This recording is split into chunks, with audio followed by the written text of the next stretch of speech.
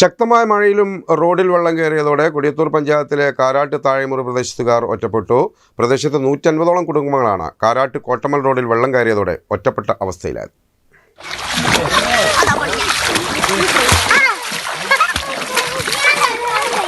എല്ലാ മഴക്കാലത്തും കാരാട്ട് കോട്ടമ്മൽ റോഡിൽ വെള്ളം കയറുന്നതും ഈ പ്രദേശത്തുകാർ ഒറ്റപ്പെടുന്നതും പതിവാണ്. ഒന്നിൽ കൂടുതൽ ദിവസം റോഡിൽ നിന്നും വെള്ളം ഇറങ്ങാതെ നിന്നതിനാൽ പ്രായം ചെന്നവരും കുട്ടികളും രോഗികളും ദുരിതത്തിലായി.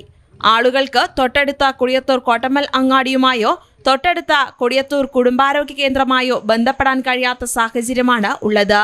നിരവധി തവണ മാറി മാറി വന്ന കൊടിയത്തൂർ പഞ്ചായത്ത് ഭരണസമിതിയോടും സ്ഥലം MLAയോടും പരാതി പറഞ്ഞെങ്കിലും നടപടിയുണ്ടായില്ല.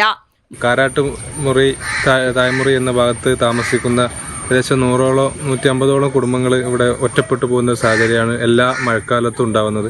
ചെറിയൊരു മഴ പെയ്താൽ പോലും ഞങ്ങളുടെ റോഡ് പൂർണ്ണമായിട്ട് മുങ്ങിയിട്ട് നമുക്ക് വാഹന സൗകര്യമോ അല്ലെങ്കിൽ നടക്കാൻ പോലും പറ്റാത്ത സിറ്റുവേഷൻ ഉണ്ടാവാറ്. ജനസമ്പർക്ക പരിപാടി മുഖ്യമന്ത്രിയുടെ അതിനകത്ത് ഞങ്ങൾ ഒരു അപേക്ഷ സമർപ്പിച്ചിട്ടുണ്ട്.